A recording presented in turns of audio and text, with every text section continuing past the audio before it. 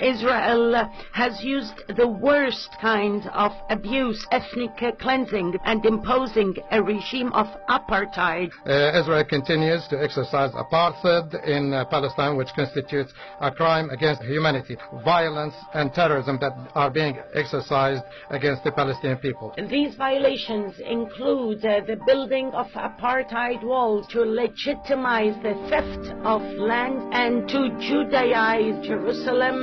The separation wall is an example of the apartheid policy practiced by Israel. Israel's practices of discrimination as well as extremism.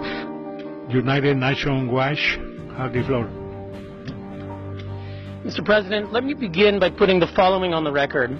Everything we just heard from the world's worst abusers of human rights, of women's rights, of freedom of religion, of the press, of assembly, of speech, is absolutely false and indeed Orwellian. Today's report does not consider Israelis to be deserving of human rights, consistent with the approach of this Council, where today's notorious agenda item against Israel completely ignores their human rights. Now, over the weekend, President Abbas announced he was giving his highest medal to Rima Khalaf, who resigned from the Economic Commission of Western Asia, a Beirut-based UN agency of 18 Arab states, after Secretary General Guterres rightly instructed her to remove an absurd report which accused Israel of, quote, apartheid. Mr. President, why is Mr. Abbas celebrating a report written by the notorious Richard Falk after his own Palestinian mission here tried in 2010 to remove Mr. Falk on the basis that he was, quote, a partisan of Hamas, as we know from WikiLeaks? The accusation against Israel is absurd. Israel's 1.5 million Arabs. Delegation of Palestine has the floor. More than one statement goes beyond the mandate of this sitting, using unacceptable terms about Ms. Rima Khalaf, and so we would like this to be stopped. We have noted some terms which are humiliating vis-à-vis the Council, and we call for the respect of our tradition within the Human Rights Council. Thank you.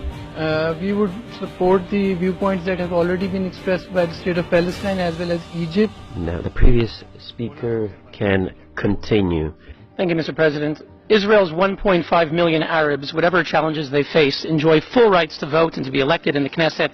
They work as doctors and lawyers. They serve on the Supreme Court. Now, I'd like to ask the members of that commission that commissioned that report, the Arab states from which we just heard, Egypt, Iraq, and the others, how many Jews live in your countries? How many Jews lived in Egypt, Iraq, Jordan, Kuwait, Lebanon, Libya, Morocco? Once upon a time, the Middle East was full of Jews. Algeria had 140,000 Jews. Algeria, where are your Jews? Egypt used to have 75,000 Jews. Where are your Jews? Syria, you had tens of thousands of Jews. Where are your Jews? Iraq, you had over 135,000 Jews. Where are your Jews? Mr. President, where is the real apartheid? Why is there a UN commission on the Middle East that does not include Israel?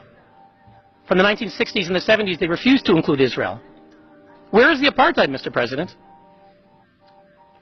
Mr. President, why are we meeting today on an agenda item singling out only one state, the Jewish state, for targeting? Where is the apartheid, Mr. President?